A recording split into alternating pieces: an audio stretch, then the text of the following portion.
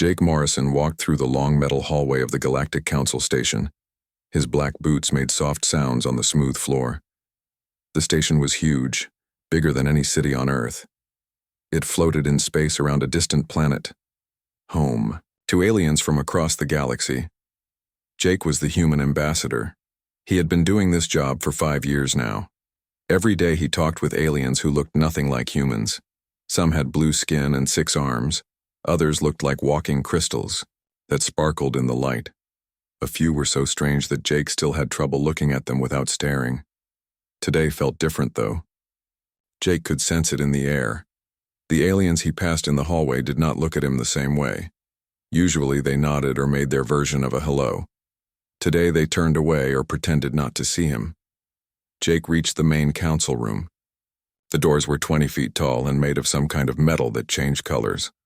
They opened without a sound as he approached. Inside, hundreds of aliens sat in seats arranged in a giant circle. In the center was a raised platform where speakers stood to address the council. Jake took his seat in the human section. It was small compared to other sections. Humans were still new to the galactic community. They had only made contact with aliens 50 years ago. Since then, humans had been busy. They built ships, explored new worlds, and started colonies on dozens of planets. Maybe that was the problem. High Counselor Vexithara stood up from her seat. She was a Zephyrian, one of the oldest alien races in the galaxy. Her people had been traveling between stars when humans were still living in caves. She was tall and thin, with silver skin that seemed to glow. Her 4 eyes were dark and cold as she looked around the room.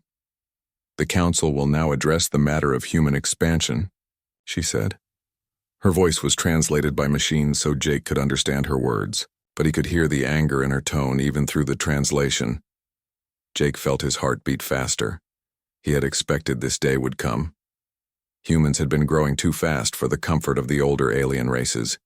In just 50 years, humans had gone from one world to over 100 colonies.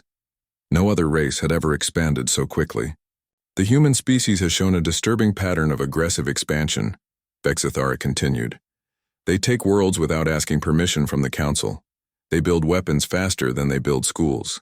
They refuse to follow the ancient laws that have kept peace in our galaxy for thousands of years." Other aliens began to speak up. Some nodded their heads or made sounds of agreement. Jake noticed that most of these were from the older races. The younger alien species remained quiet. "Furthermore," Vexithara said, her voice getting louder, "humans have been conducting experiments that could threaten the stability of space itself. They play with forces they do not understand. This cannot continue." Jake stood up. "May I respond to these charges?" he asked. "You may speak, human," Vexithara said, but her tone suggested she did not really want to hear what he had to say. Jake walked to the center platform. He looked around at all the alien faces staring at him. Some looked curious, others looked angry, a few looked scared. "My people have followed all the laws we agreed to when we joined this council," Jake said. "We have never attacked another species. We have never taken a world that belonged to someone else. Every colony we have built was on an empty planet, or moon." "Empty by whose judgment?" interrupted another alien. This one was from the Crystalline Confederacy. His body looked like it was made of living diamond. "You humans see a world without cities and call it empty. But what about the creatures that live there? What about the balance of nature?" "We study every world before we settle there," Jake replied. "We make sure we do not harm any life we find. In fact, we have saved several species from extinction by moving them to safer worlds." "That is not the point," Vexithara said. She raised one of her 4 hands for silence. "The point is that humans expand too fast and ask permission too late. The point is that you develop new technologies without sharing them with the Council. The point is that you act like you own the galaxy." Jake felt anger rising in his chest, but he kept his voice calm. "We share our discoveries with any species that asks. We trade freely with all who want to trade. We have never claimed to own anything beyond our own worlds." "Enough," Vexithara said. She pulled out a crystal tablet that glowed with alien writing. "The Council has made its decision. Humanity will comply with the following terms or face the consequences." The room became very quiet. Jake could hear his own heartbeat. First, humans will immediately stop all colonial expansion. No new settlements will be built anywhere in the galaxy. Second, human military forces will be reduced by 75%. Most of your warships will be destroyed or given to the Council. Third, all human scientific research will be supervised by Council observers. No new technologies will be developed without our approval. Jake stared at her. These terms would destroy everything humans had built. They would make humanity slaves to the older alien races. You have 30 standard days to begin compliance, Vexithara continued. If you refuse these terms, the Council will take appropriate action to protect the galaxy from human aggression. The threat was clear. If humans refused, the aliens would attack Earth and all human colonies. Jake took a deep breath. I need these terms in writing, he said, and I need time to discuss them with my government. Of course, Vexithara said, with what might have been a smile on her strange face. But do not take too long to decide, Ambassador Morrison. The Council's patience has limits. Jake nodded and left the platform. As he walked back to his seat, he could feel hundreds of alien eyes watching him. Some looked sorry for him, others looked satisfied. A few looked worried about what would happen next. Jake gathered his papers and left the Council chamber. In the hallway, he walked quickly toward the docking bay where his ship waited. His mind was already working on the message he would send to Earth. Admiral Carter and President Webb needed to know about this immediately. As he reached his ship, Jake looked back at the massive Council station. For 5 years he had tried to build friendship between humans and aliens. Now it seemed like that friendship was over. The older races had decided that humans were too dangerous to be allowed to grow. They were about to find out just how dangerous humans could be when threatened. Jake climbed aboard his ship and sealed the hatch. Within minutes, he was flying toward the hyperspace jump point that would take him toward Earth. But first, he had a message to send. A message that would change everything. Admiral Lisa Carter stood in the command center of Terra Station, watching the blue Earth spin slowly below. She had been reading Jake Morrison's message for the 3rd time when her assistant rushed in with more bad news. Admiral, we're getting reports from all the outer colonies, Lieutenant Ben Clark said. Alien patrol ships are moving into position around our settlements. They're not attacking yet, but they're watching everything we do. Lisa nodded grimly. The Galactic Council was serious about their ultimatum. They were already preparing to enforce it if humans refused to obey. Get me President Webb on secure communication, Lisa ordered, and call General Hayes on Luna Base. We need an emergency meeting right now. 20 minutes later, Lisa found herself in a virtual meeting room with the most powerful people in human space. President Marcus Webb appeared as a hologram from his office in Geneva. General Patricia Hayes joined from the military base on the Moon. Dr. Richard Stone connected from his secret research facility on Mars. I've read Ambassador Morrison's report, President Webb said. His face looked tired and worried. This is worse than we thought. The aliens aren't just asking us to slow down, they want to control us completely. 75% reduction in our fleet, General Hayes said angrily. That would leave us defenseless. Any pirate group in the galaxy could attack our colonies and we couldn't stop them. Dr. Stone adjusted his glasses and leaned forward. The part about supervising our research is even worse. If they control our technology development, we'll never catch up to the older alien races. We'll be servants forever. Lisa looked at each of them through the holographic display. What they don't know is that we're not the same humans who first met aliens 50 years ago. We've learned things. We've built things. We've become stronger than they realize. What do you mean? President Webb asked. Dr. Stone smiled for the first time since the meeting began. Show them, Lisa. Lisa pressed a button on her console. The wall behind her became a giant screen showing technical drawings and test results. For the past 10 years, we've been working on something called Project Starburst. The public thinks it's about building new colonies, but it's really about something much bigger. The screen showed images of new types of spaceships, weapons, and shield systems that looked far more advanced than anything humans had shown the aliens. Every human colony has been built with hidden capabilities. Lisa continued. What the aliens see as mining operations are actually construction sites for military bases. What they think are research stations are actually weapons testing facilities. General Hayes grinned. The colonists aren't just farmers and scientists. Half of them are trained soldiers. We've been preparing for this day since we first realized the older alien races didn't trust us. Dr. Stone stood up and walked to another display.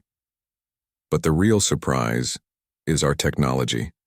We haven't just been copying alien designs. We've been improving them. Our new ships are faster than anything the Galactic Council has. Our weapons are more powerful. And our shields... He paused dramatically.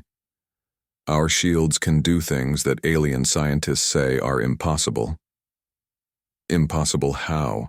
President Webb asked. We've learned to bend space and time around our ships, Dr. Stone explained. Not just for faster travel, but for protection. Enemy weapons pass right through us without causing damage. It's like we're not really there. Lisa brought up another display showing ship designs. Our newest warships can appear and disappear almost instantly. They can be in one star system and then be in another system on the other side of the galaxy in minutes, not hours or days. How many ships are we talking about? President Webb asked. More than the aliens think we have, General Hayes answered. Every colony ship we've sent out was actually carrying parts for warships. The colonists have been assembling them in secret. We have over 500 combat vessels ready for action, and the aliens think we only have 50. Dr. Stone activated another screen showing a star map. Plus, we've established colonies and systems the aliens don't even know about. Our exploration ships found ways to travel through regions of space that other races think are too dangerous. We have hidden bases in over 200 star systems. President Webb was quiet for a long moment, studying all the information. This is impressive, but we're still outnumbered. The Galactic Council has thousands of ships from dozens of different species. Numbers aren't everything, Lisa said. Captain Danny Rogers completed the first test of our new battle fleet last week. His ship, the Vindication, faced off against 12 alien vessels in a simulated battle. He defeated all of them without taking any damage. The aliens are used to fighting wars the old way, General Hayes added. Big fleets moving slowly from system to system, fighting battles that last for days or weeks. We've developed tactics that can win battles in minutes. Dr. Stone brought up one final display. And we have one more advantage they don't know about. We've created a new communication system using quantum physics. We can coordinate attacks across the entire galaxy instantly. No delays, no confusion. When we move, every human force moves together like parts of a single machine. President Webb leaned back in his chair. Lisa could see him thinking about all the possibilities and risks.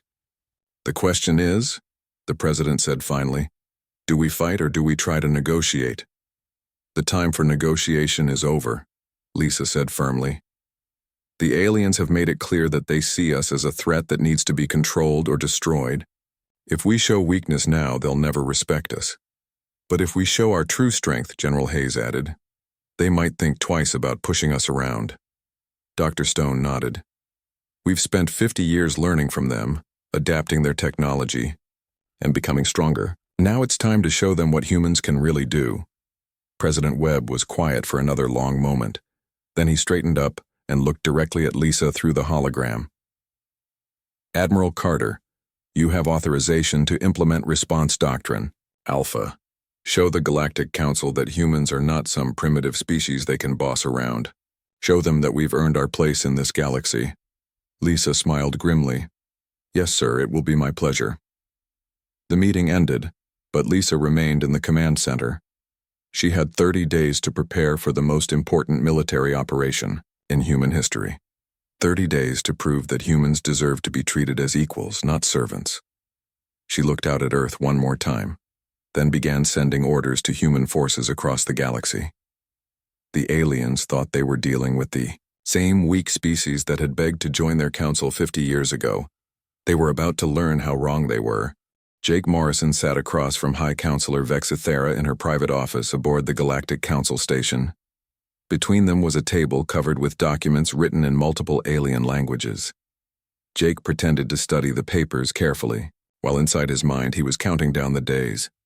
23 days left. Your government is being very cooperative, Vexthera said. Her 4 eyes watched Jake closely. We have received reports that human colony ships are returning to Earth. Your military exercises have stopped completely. Jake nodded sadly. My people understand the wisdom of the Council's decision. We do not want war. We just want to live, in peace with our alien neighbors.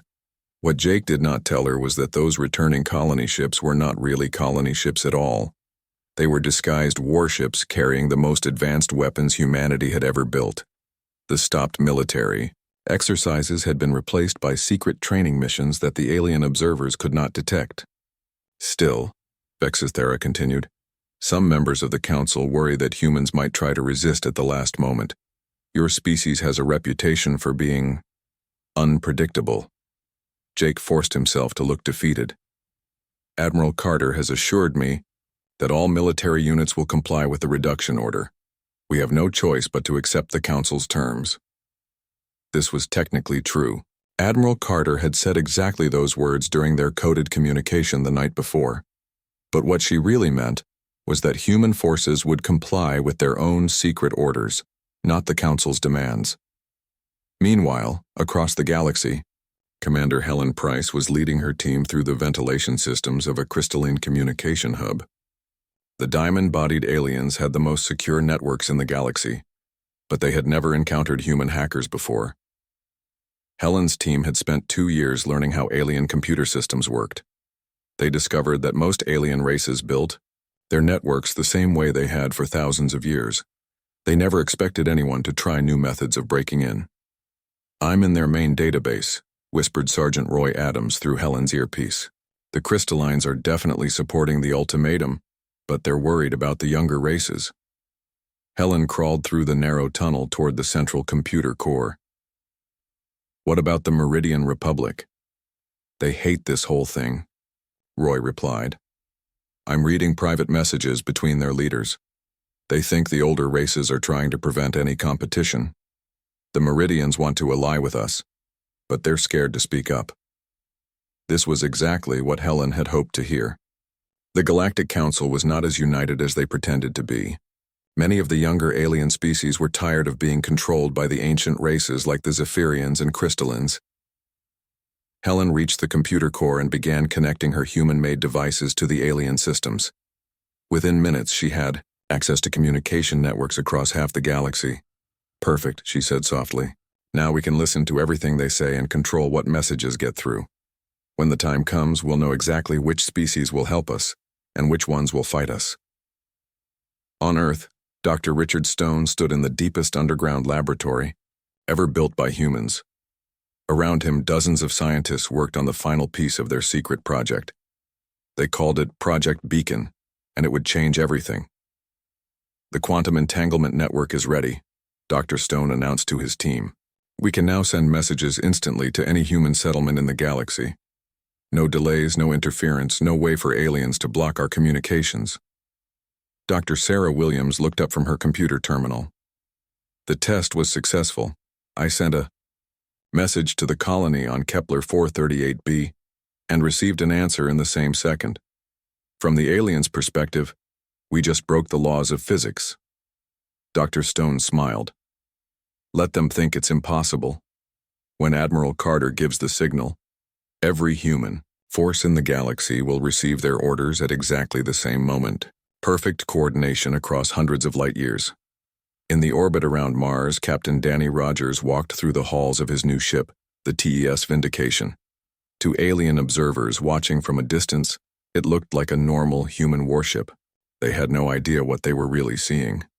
The ship's hull was made of smart metal that could change its shape and properties instantly.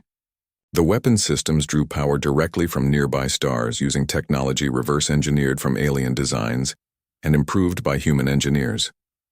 Most importantly, the ship's new drive system could bend space around it, making it effectively invisible to most forms of detection.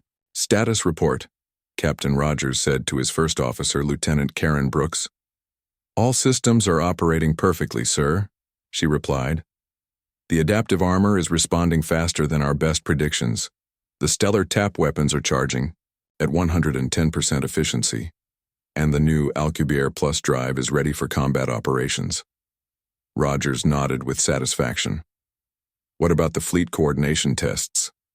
Flawless, sir. We can maintain perfect formation with 200 ships while moving faster than light. The alien races have never seen anything like it.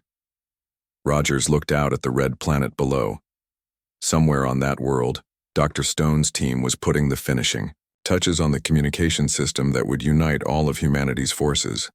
Soon, very soon, the galaxy would see what humans could really do. Back on the Galactic Council station, Jake Morrison finished his meeting with Vexithara and returned to his quarters. He activated his secure communication device and sent a brief message to Admiral Carter. The fish are taking the bait. They believe we are weak and defeated. Recommend proceeding to final phase. Admiral Carter's reply came back within seconds. Confirmed. All pieces are in position. Begin countdown to response doctrine Alpha. Jake looked out his window at the vast alien station surrounding him. In just over 3 weeks, this place would become the center of the most important demonstration in human history. The Galactic Council had given humanity an ultimatum, expecting them to surrender like frightened children. Instead, they were about to learn that humans had spent the last 50 years becoming something the galaxy had never seen before. Not conquerors, not destroyers, but a species so advanced and determined that even the oldest alien races would have to treat them as equals. The countdown had begun. In 23 days, everything would change. Jake permitted himself a small smile as he began preparing for the performance of his lifetime. Soon he would stand before the Galactic Council one more time. But instead of begging for mercy, he would be delivering humanity's answer to their ultimatum. And that answer would echo across the entire galaxy.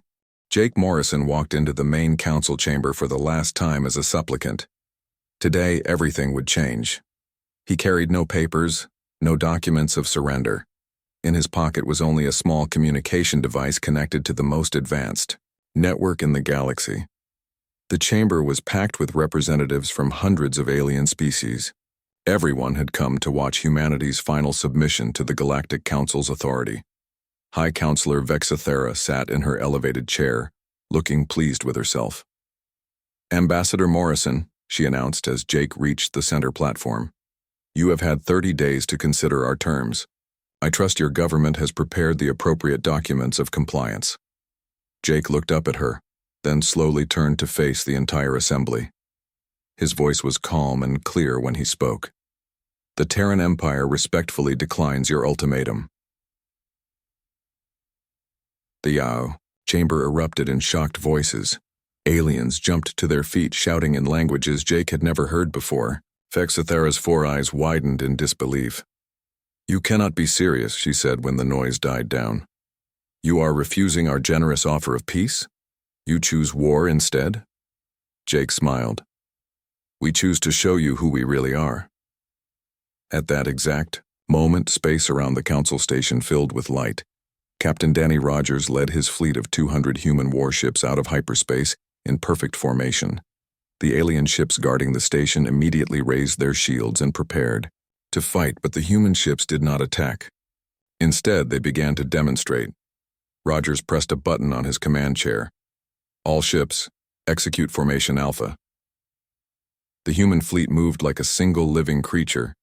Ships that had been in a defensive wall suddenly spread out into a sphere that completely surrounded the station. They moved so fast and so smoothly that the alien observers could barely track them. Impossible, whispered the crystalline representative. No fleet can coordinate like that across such distances. Inside the council chamber, Jake activated his communication device.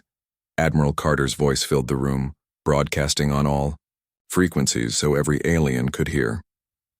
Greetings, Galactic Council. This is Admiral Lisa Carter of the Terran Defense Force. For 30 days you have waited for humanity to surrender. Instead, we invite you to witness what we have become. On screens throughout the chamber, images began appearing from across the galaxy. Human colonies that the aliens thought had been abandoned suddenly came to life. Massive space stations appeared where there had been empty space. Fleets of warships emerged from hiding places that the Council had never known existed. You believed we had colonies on 100 worlds, Admiral Carter continued. You were wrong. We have settlements in over 300 star systems. Many of them are in regions you told us were impossible to reach. The alien representatives stared at the displays in shock. The humans had not just been hiding their military strength. They had been hiding entire civilizations. On the moon orbiting Earth, General Patricia Hayes stood on the observation deck of Luna Base, watching her mechanized divisions perform impossible maneuvers in the airless environment.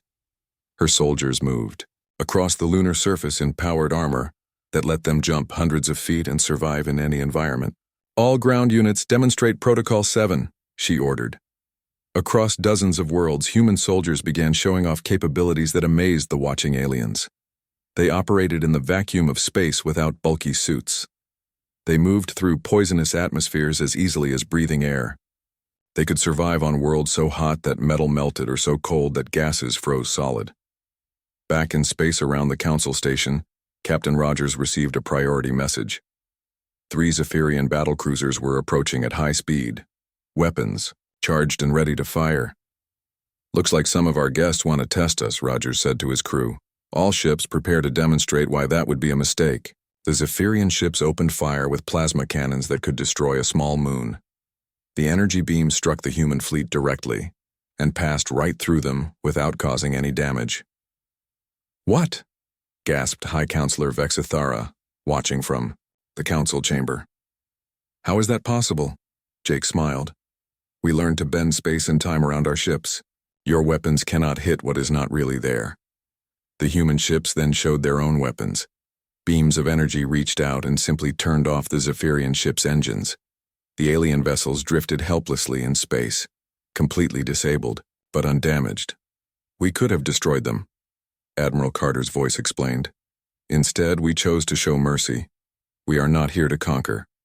We are here to demonstrate that we have earned the right to be treated as equals. Dr. Richard Stone's voice joined the broadcast from his laboratory on Mars. For 50 years, we have studied your technologies and improved upon them. We have discovered things your scientists said were impossible. We have become something new. Images appeared showing human research facilities that dwarfed anything the aliens had built. Laboratories where humans had learned to create matter from pure energy, to communicate instantly across any distance, and to travel between stars faster than light itself. Our expansion was never about conquest, President Webb's voice added, from Earth. It was about growth, about becoming the species we were meant to be. You tried to limit us because you feared what we might become. Today you see that your fears were justified. In the council chamber, alien representatives began talking frantically among themselves. Some looked terrified. Others appeared fascinated. A few seemed angry that they had been deceived for so long. The representative from the Meridian Republic stood up. If I may speak, he said nervously. My government wishes to formally request an alliance with the Terran Empire. Before Vexithara could respond, the delegate from the Forge Worlds Coalition also stood. My people wish to propose a technology-sharing agreement with humanity. More aliens began standing, each offering different forms of cooperation and friendship. The chamber filled with voices as species after species realized that the balance of power in the galaxy had just shifted completely. Jake looked up at High Counselor Vexithara. Her silver skin had lost its glow, and her 4 eyes showed fear for the first time since he had known her. You gave us 30 days to decide whether to submit to your ultimatum, Jake said. We have decided. Humanity will not be controlled, limited, or threatened. We have grown beyond your ability to contain us. Admiral Carter's fleet began moving into a new formation around the station. Not threatening, but clearly demonstrating that they could go anywhere and do anything they chose. However, Jake continued, we do not wish to rule over others the way you have tried to rule over us. We propose a new system. A true republic where all species have a voice, based on what they contribute, not how old their civilization is. The demonstration was complete. In less than an hour, humanity had revealed that they were no longer the weak species that had begged to join the Galactic Council 50 years ago. They had become something unprecedented in galactic history. A young race with the power to challenge the ancient ones. The question now was whether the galaxy would accept this new reality, or try to fight against it. High Counselor Vexithara stared at the displays showing human forces across the galaxy. Her hands shook with rage as she realized how completely she had been fooled. For 30 days, she had believed the humans were weak and frightened. Now she saw the truth. "This is an act of war," she declared, standing up from her chair. "The humans have deceived us. They have built a secret army and threatened the peace of the galaxy. We must respond with force immediately." But when she looked around the council chamber, she found that many of the alien representatives were not paying attention to her anymore. Instead, they were talking quietly among themselves or sending messages to their home governments. The delegate from the Meridian Republic stepped forward. "High Counselor, with respect, I believe you are wrong. The humans have not threatened anyone. They have simply shown us that they are stronger than we thought." "Strength gained through deception," Vexithara snapped back. "They lied to us for years about their capabilities. How can we trust them?"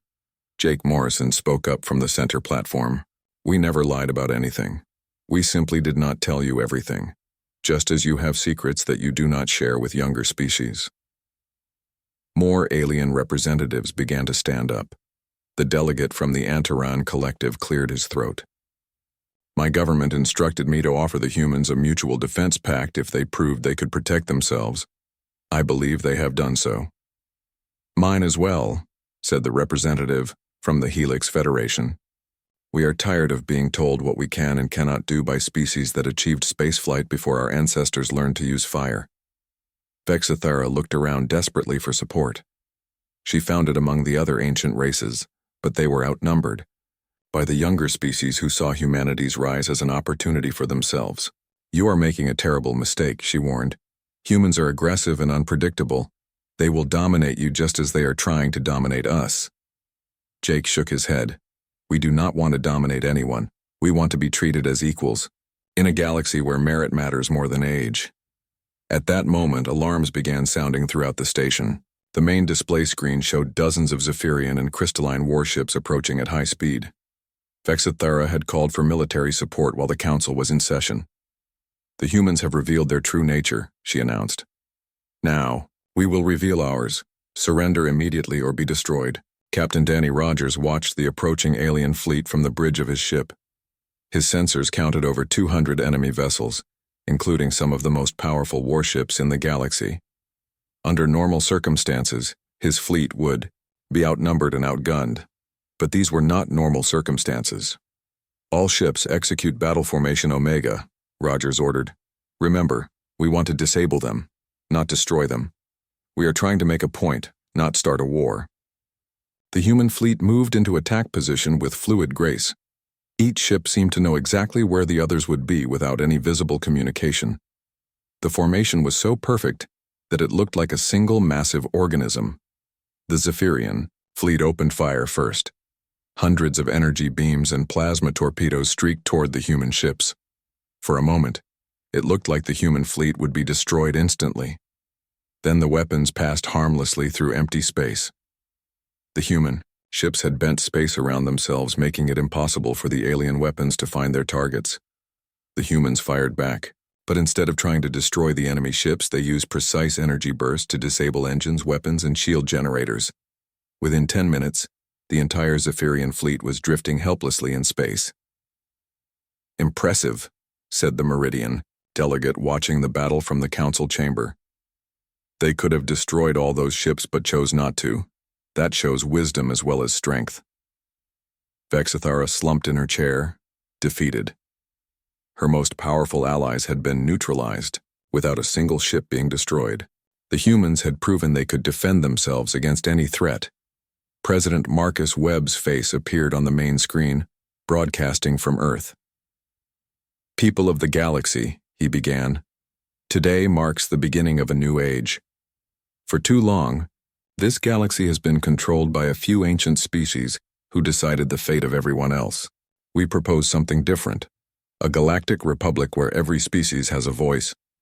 where influence is earned through contribution, not inherited through age, where younger races are not held back by the fears of their elders. The response was immediate. Representatives from dozens of species began declaring their support for the human proposal. Many had been waiting for someone strong enough to challenge the old system. Jake watched as the balance of power shifted before his eyes. Species that had been silent allies of the older races suddenly found their voices. Others that had been neutral declared their support for change. Within hours, the vote was taken. The old Galactic Council was dissolved by a margin of 3-1. In its place, a new Galactic Republic was established with humans as one of the founding members. 6 months later, Jake Morrison stood in the same chamber, but everything had changed. He now held the title of Secretary General of the Galactic Republic, elected by representatives from over 400 species. High Counselor Vexithara had been replaced by a younger Zephyrian who believed in cooperation rather than domination. Many of the older species had accepted the new system once they realized they could still maintain their influence through contribution rather than force. Admiral Lisa Carter commanded a joint fleet of human and alien ships patrolling the galaxy's trade routes. Pirates and raiders had learned to avoid any system under Republic protection. Her ships were faster, stronger, and better coordinated than any force in galactic history. General Patricia Hayes oversaw the training of integrated military units, where humans and aliens served together. Her soldiers had taught their alien counterparts advanced combat techniques, while learning new strategies from species with different perspectives on warfare. Dr. Richard Stone's research teams worked alongside alien scientists, sharing selected human technologies while learning from discoveries made by other species. The rate of technological advancement across the galaxy had increased dramatically. Captain Danny Rogers led joint patrols with ships from a dozen different species. His vessel, the Vindication, had become a symbol of the new cooperation between races that had once been enemies. The galaxy was not perfect. There were still conflicts, still disagreements, still species that preferred the old ways. But for the first time in thousands of years, power was not concentrated in the hands of a few ancient races. Jake looked out at the representatives gathering for another session of the Republic Council. Humans sat next to Meridians, who worked with Antarans, who cooperated with reformed Zephyrians. It was not the galaxy that anyone had expected 50 years ago, when humans first reached for the stars. The Galactic Council's ultimatum had been designed to contain humanity's growth and maintain the old order. Instead, it had triggered the rise of a new galactic civilization, where species earned their place through merit rather than inheritance. As Jake called the session to order, he reflected on how far his people had come.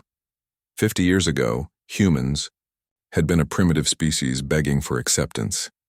Today, they were leaders in a galaxy that was changing faster than anyone could have imagined. The ultimatum had indeed backfired, but not in the way anyone had expected. Instead of destroying human ambition, it had unleashed human potential and transformed the entire galaxy in the process. The age of human dominance had not begun. The age of galactic cooperation had started, with humans as its unlikely architects.